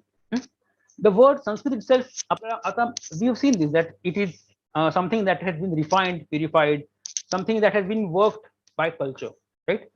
And त्याच्यामध्ये काय होतं की in this it is opposed to the languages that were called Prakrits. Prakriti पासून प्राकृत शब्द आलाय. But again, you see the influence of this process, again, as I just said, the word Sanskrit was being used as metaphor. In fact, literally it means something that is cultured. And a time came that Hemachandra Suri, scholars like Hemachandra Suri, they somehow succeeded in, I mean, they designed grammars of Prakrit languages. Now creating language of Prakrit in itself is a paradoxical thing. I mean, Prakrits are the language, those are spoken instinctively. त्या प्रकृती, त्या सहज बोलल्या जाणाऱ्या भाषा आहेत. त्यांना कोणत्याही ग्रामरची, व्याकरण निबद्ध नियमांची गरज नाहीये, आवश्यकता नाहीये. अशा भाषांचं व्याकरण तयार करणं हा in itself is a paradoxical thing. तर त्याला काय म्हणतो आपण, विरोधाभासात्मक आहे ते. कारण भाषांचं व्याकरण तयार करणं म्हणजे त्यांना एका चौकटीत, स्ट्रिक्ट चौकटीत बसवणं. प्राकृतचं व्याकरण निर्माण झाल्यावर काय झालं, now we only have some 6 languages, some 5-6 Prakrit languages, Sauraseni, Ardhamagadhi, Paishachi and other महाराष्ट्री, आणि ज्या काही 2-3 आणखी राहिल्या असतील त्या माझ्याकडून. बट प्राकृतिक sphere is not confined to these 4-5 languages. Prakrit language म्हणजे काय, तर त्या वेगळ्या वेगळ्या गावांमधल्या बोली, वेगळ्या वेगळ्या समूहांमधल्या बोली, त्या प्राकृत होत्या ना. And they were not standardised, right? So in a way, what we call Prakrit language today, what we study Prakrit today at university level, Gatha Saptashati, Kima, whatever, all these Kovalayamala and all these Prakrit verses, all these Prakrit texts are either composed in Shauraseni, Maharashtri, or Paishachi or other Prakrits. But then what about the dialects being spoken by the native speakers in respective villages, respective tehsils, respective districts? Those were Prakrits too. So what I mean is, language in itself gets standardized, gets Sanskritized. So I'm using the word Sanskritized metaphorically. So the process of standardization of language, भाषा जेव्हा standardise होते, संस्कृतीकरण जेव्हा भाषांचं झालं पाणिनीय सूत्रांद्वारे, the process didn't remain confined to only languages. The society also gets standardized from within. त्या भाषांच्या प्रमाणीकरणासोबत आचार विचारांचं, आहारांचं प्रमाणीकरण झालं. सो as scholars of Sanskrit, you have to understand all these things minutely. Now, what happens in post-independence era? Well, we know that India saw partition in a bloody shadow of a very unpleasant incident that we call India saw independence in a very unpleasant memory of what we call partition of India. Bloody shade of partition. Those shadows still haunt us, right? Well, when India became an independent nation, the founder fathers of this Republic of India, they have come up with some fantastic ideas. एकतर अशोक चक्राची त्यांनी निवडलं. भारताचं जे राजमुद्रा असेल त्याच्या खाली सत्यमेव जयते उपनिषद, मुंडकोपनिषदामधलं वाक्य आहे, सत्यमेव जयते. Channo Varunaha, we know that all these mottos, they are from Sanskrit literary traditions, Vedic traditions, or some are from Buddhist traditions. Dharmachakra Pravartanaya is the motto of our parliament, right? So, and then India was portrayed as a nation that loves peace, that propagates the message of peace. A time when India became an independent nation, it was the time when the World War was just ended. People across the globe have faced this, perhaps the toughest challenge, man-made challenge that the World War is. The World War was fought between these allied forces and the guy Dostarashtra आणि जे काही म्हणतात त्याला. Germany, we know that the basis of the World War was fought. It was initiated by these Hitlers and Mussolinis, who were believing that as Hitler believed that Germans are the pure race, they belong to the Nordic Aryan race, and he opened a front against Jews. Then rest is the history. We all know that. The very idea about pure race emerged from this Western enterprise of Sanskrit studies. What happens here? Western scholars, we all know, Max Muller ने ती पहिल्यांदा theory मांडली की the Aryans must have had their Ur-Heimat, their ancient homeland must have been the same, and they might have been dispersed from that particular place, probably from Central Asia. And then he believed that the Indo-Iranian Aryan came down to Indo-Iranian side, and the Western European Aryans they migrated to the European part of the earth. Now, this idea about being Arya, being Sabhya, being cultured has fascinated. Some people were so much fascinated. For example, someone like Gobineau, a great French political philosopher. Then some other European thinkers, they have, uh, you know, they took this idea of being Aryan and they somehow glorified their own ethnic races. And from that, these ideas about pure race, they flourished across the subcontinent. And then, on the basis of that, Hitler fought this war. Then, he joined hands with Mussolini, and rest is we all know what happened in Second World War. Now, on that backdrop, India attained independence. Now, in the post-independence India, all these, Ashok Chakra, deliberately it was adopted by the founders of independent India, because Ashok Chakra, it represents that Dhamma Chakra Pravartana, right? Peace, शांतीचा संदेश अशोकाने दिला अशी धारणा यातनं स्वीकारली गेली. And all other mottos are in Sanskrit. We know that. It was independent the partition was created on the basis of religion. So India attained that tricolor flag. We accepted that tricolor flag, ज्याच्यामध्ये 3 धर्मांना साधर्म्य प्राधान्य असेल वगैरे वगैरे. Now what happens here is, post independence, a number of government commissions investigating education and language issues were established by the government. The University Education Commission, that was founded in 1948-49, chaired by Sarvapalli Radhakrishnan. The Secondary School Education, founded by School Education Commission, 52-53 मध्ये सुरू झालेलं होतं. It was headed by A. Lakshmana Swamy Mudaliar. Then Official Language Commission, what could have been the official language of India? They have established this commission chaired by Bal Gangadhar Kher, who proclaimed their faith in the value of Sanskrit education for Indian citizenry.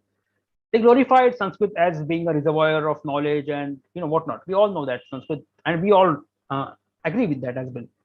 Government's response was to set up a Sanskrit commission under the chairmanship of renowned linguist Suniti Kumar Chatterjee, V. Raghavan, and Professor R.N. Dandekar and S.K. Day. त्यांच्याकडून काय झालं, संस्कृत ही भाषा असायला हवी याविषयी पुष्कळ भोवती न भोवती चर्चा झाली, आणि शेवटी बऱ्याच लोकांनी संस्कृतला ग्लोरिफाय करून संस्कृत ही राष्ट्रभाषा असायलाच हवी असा आग्रह धरला. Now the Hindi speakers, those who were promoting Hindi, those who were the advocates of Hindi, did not, they for example Purushottam Das Tandon, and the likes of him, they admitted that they have utmost respect for Sanskrit, but then Sanskrit cannot be the national language because people do not speak Sanskrit across the country, and it cannot be the lingua franca. Now what happens here is, संस्कृतला राष्ट्रभाषा द्यायची की नाही ह्याचा निर्णय झालाच नाही. सो संस्कृत ही academic position मध्ये, academic वर्तुळामध्ये कशा पद्धतीने असायला हवी याच्याविषयी आपल्याला काही सांगण्यात आलं नाही. Now the way we look at Sanskrit today is only through the linguistic or literary spectacle. Sanskrit is the language.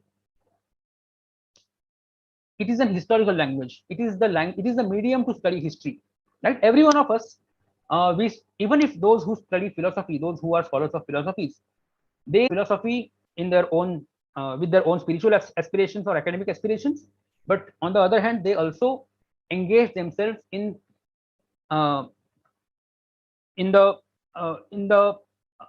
frame of in the philosophical frame, those were created by the ancient Indians, right? So despite being a practitioner of philosophy, despite being a scholar of philosophy, we have to understand how that philosophy is evolved historically, right? So संस्कृतचा अभ्यासक असताना आपल्याला हे लक्षात ठेवावं लागतं की आपण संस्कृतकडे पाहताना पाश्चात्य पद्धतीने जरी पाहत असलो किंवा आधुनिक पद्धतीने जरी पाहत असलो तरी Sanskrit is an oldest language. Sanskrit is the traditional language, and we are reliving those who practice tradition. They are reliving the history, they are reliving Sanskrit traditions, and those who study Sanskrit at university level, those who live modern lifestyle, those who practice modern lifestyle, they try to reimagine themselves in traditional frameworks, but they study Sanskrit in modern style. They study Sanskrit as a medium to study the history. Now, in order to that, we have to understand that Sanskrit is, well, I mean, there is no way to, there's no other alternative to interdisciplinarity. Any scholar of Sanskrit is a scholar of history, because what we are reading is the historical text. So we have to have imbibe, we have to have inculcate that sense of history within in our mind, because as I just mentioned, Panini or Patanjali or Yaska, they have conducted extensive fieldworks. They have understood what are the modern patterns of what are the modern linguistic patterns of consumption. So even today, if we want to study Sanskrit, if we want to revive, even in case someone wants to revive those Sanskritic traditions, they have to understand the contemporary patterns of consumption, linguistic consumption, philosophical consumptions, political consumptions, social consumptions, and well, we have to understand we are living in a globalization era. Now, age of globalization, as it is believed globally, as it is believed universally, is ended. We are living in post-globalization era. आता इथे काय होणार आहे? In those respective small towns, we have our own globe. आपण आपल्या भवतालामध्ये विश्व आपलं बनवतो, and we are identify ourselves with that particular globe. We काही त्या बाहेरून we take many things from the outside world. We modernize, we localize them, and we create our own modernity. We create our own global systems. These small global systems constitute today's globe, right? So we have to study Sanskrit accordingly. आपल्याला संस्कृतचा अभ्यास करताना जसं पाणिनींनी, पतंजलींनी त्या काळामध्ये भाषेचे कन्झम्पशनचे pattern, अर्थान्वयाचे patterns कसे होते लक्षात घेतलं. इवन वेदच ब्राह्मणच इन्फॉर्म की विदर्भांमध्ये अशा पद्धतीच्या पद्धती असतात, वैदर्भांमध्ये अशा पद्धती असतात, राईट? और मगध, बर्बर, त्यांच्यामध्ये अशा पद्धती असतात. So all these contradictory, I mean, well, India is a country of extreme paradoxes, extreme contradictions. So we have to understand the patterns of all these. Well, we cannot learn because we cannot learn everything in detail, but at least we can figure out the patterns of consumptions, the patterns of evolution of these practices, linguistic practices, social, cultural practices with respect to kinship, family systems, आणि त्या सगळ्यांना एकत्र करून, whether we like it or not, तुम्हाला जसं मी म्हटलं, पुरातत्व, आपल्या संस्कृतच्या अभ्यासाला पुरातत्व शिकावं लागणार आहे. We have to understand modern philosophical patterns. We have to understand what structuralism is. We have to understand what Orientalism is. How people, आपण ज्या पद्धतीने संस्कृत शिकतोय, आपण मॉडर्न पद्धतीने संस्कृत शिकतोय. We are not studying Sanskrit at any Pathshala, and we are going to teach Sanskrit in the same way, right? So, and on the other hand, we are again also revisiting our traditional values. So a complex society is always being created. It's not the case that something new is happening today. सतत समाजामध्ये complex संरचना वर खाली होत निर्माण होत असतात. या सगळ्यामध्ये Sanskrit, it is the great success of Sanskrit that Sanskrit has succeeded in retaining itself, in accommodating with these complex changes. So for example, if someone wants to study तर्कसंग्रह, आपल्याला मॉडर्न फिजिक्स किती माहिती आहे? Do we understand the dimensions, magnitudes, directions? Can we relate that to द्रव्य, गुणकर्म, सामान्य, विशेष, समवाय, भावाः, सप्तपदार्थाः वगैरे, जे काही संख्या, पृथक्व वगैरे वगैरे. If someone is interested in Puranas, are we in position? Are we aspiring to study anthropology of pilgrimage? How the economy, how the religious economy works, how the religious economy evolves, how a particular place of pilgrimage gets transformed. For example, recently आपण पाहिलं वाराणसीचं पूर्ण temple complex बदलून गेले, ते पूर्ण आधुनिक झालेले. तिथे त्याचा अभ्यास करताना वाराणसीमध्ये कोणता दगड सापडतो, whether that new temple is constructed with the same stone, no, so ह्या डिटेल्स आपण तटस्थपणे लक्षात घ्यायला हवे. आपल्याला ते आवडो न आवडो किंवा आपल्याला पटो न पटो, but these are the realities. The temple is constructed in such a way that that the stone that is used for the temple is not found in that region, or it may be the case that it must have been I mean, someone may have found it, or we may find that in the same region. We don't know. Or many temples in Maharashtra, they are reconstructed using marbles. Marble is not native to Maharashtra. So these temple architecture patterns, they are, I mean, the patterns of consumption are changing. Then, as I mentioned, etymologies of respective names. Just so Sankarshan and Krishna. We know Krishna also means black. Krishna also, the word Krishna is also derived from the verb Krisha. And Sankarshana, Balarama, he carries that hala. So does it have any significance with the agrarian culture? We're not aware of it. Then there was a sect of Arjunayana, as shown by I forgot the name, not Kashi Prasad Jaiswal, but who wrote the author of Panini Kalin Bharatvarsha. So he mentioned that there was a sect of Arjunayana. Panini and Patanjali mentions of that. So it was very prominent. So the devotion of Arjuna was prominent at a certain point of time. What made it subside? There must have there must have been some patterns, some reasons behind behind the unpopularization of that cult of Arjunayana. Then what happens with Greeks? At the advent of Greek, we've seen that how the iconography changes. Then Manusmriti, the Smritis also have such traces. Smritis inform us that China, Barbara, and Shaka, Pahalava, they are the fallen Kshatriyas. Vrisharatvam Gataloki Ima Kshatriya Jatayaha. So these are fallen Kshatriyas. So Chinese communities, Kushanas, are called fallen Kshatriyas. So whether they are accommodated or not, and how the tradition identify them, right? So you have to be aware of all these factors when one studies Sanskrit. You have to understand the linguistic consumption. You have to understand the patterns of evolution of words, patterns of transformation of meaning, how the meaning changes. You have to understand that. You have to learn how the pilgrimage centers evolve.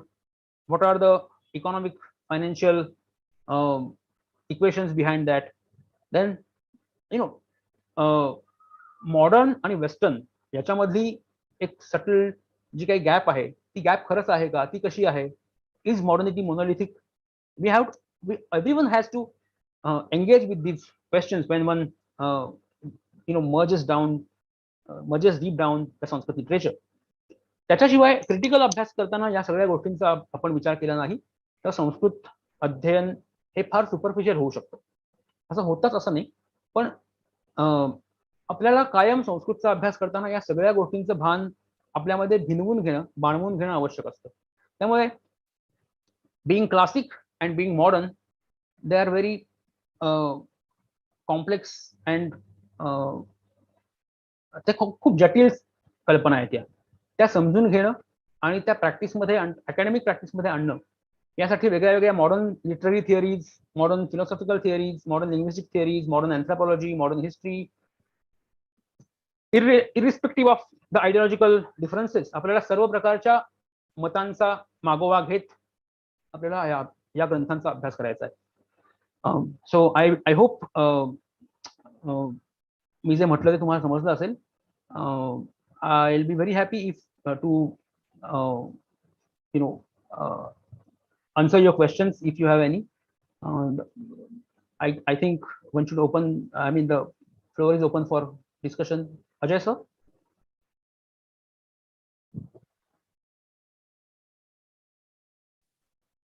Yes sir. Thank you so much.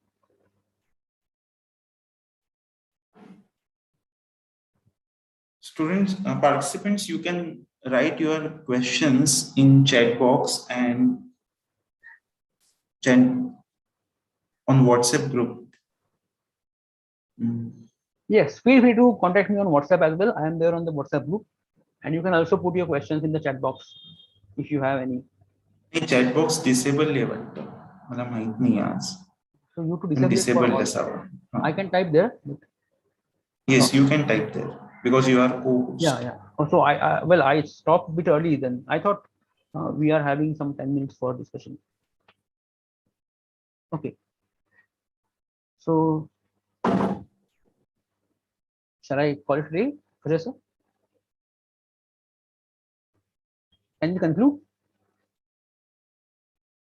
Yes, Ramdas. There is a question. Yes, sir. Please wait. Please wait. Yeah. There is one question. There is some technical error, so please wait. Okay.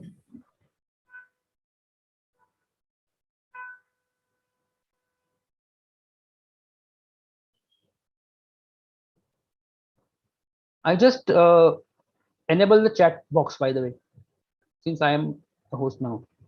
Ramdasji, I guess you are able to put your question in the chat box.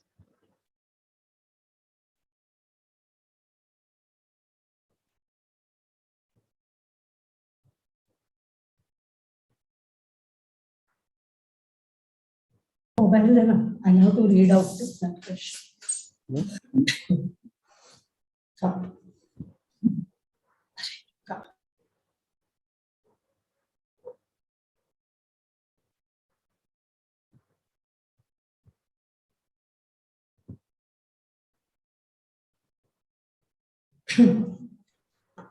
Hello.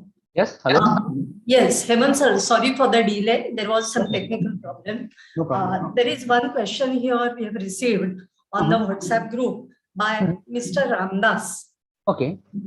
The wording is quite big. I'll just read it out to you.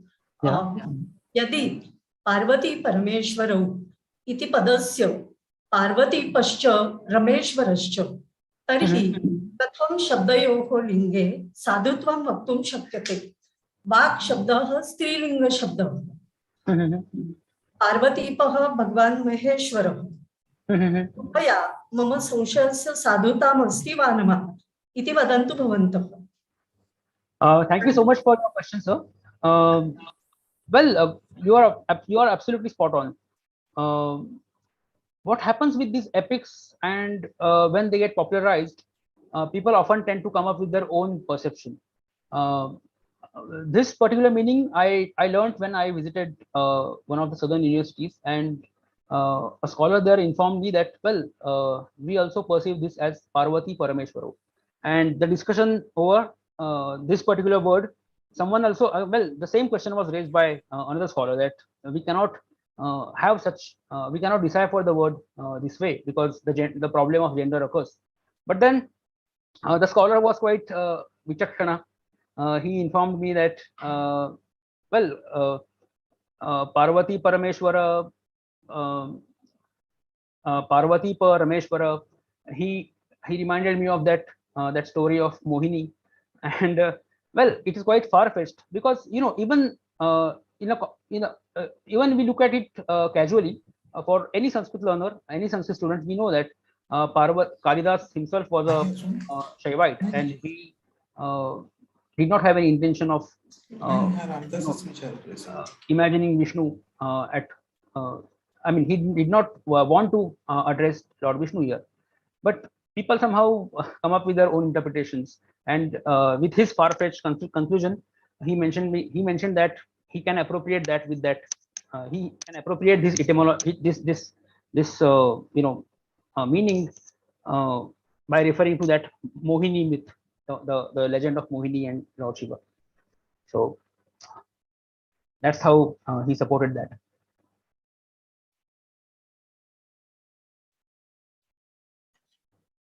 Is there any question? Participants, you can type in WhatsApp group.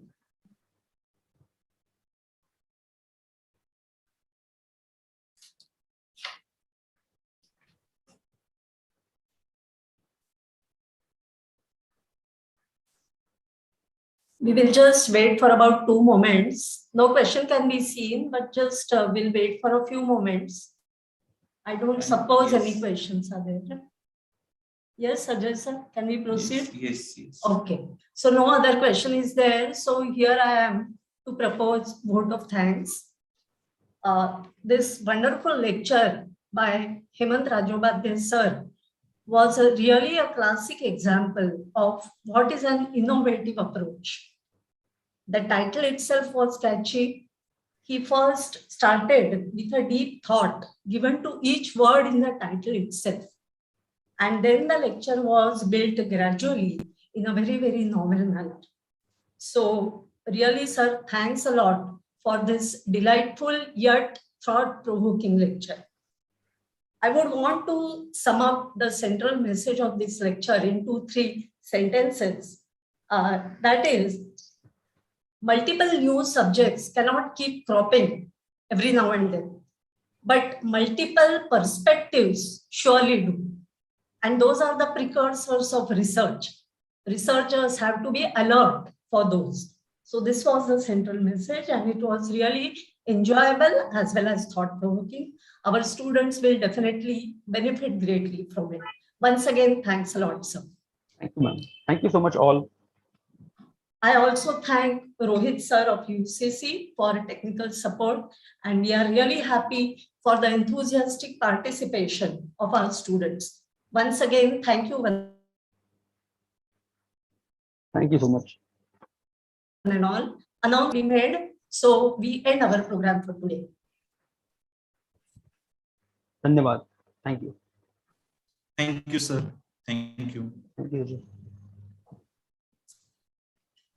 सपना madam, मी थांबू देत Ajay sir? नाही sir, आम्ही आता and करू meeting. सपना madam, तुम्ही and करा मीटिंग.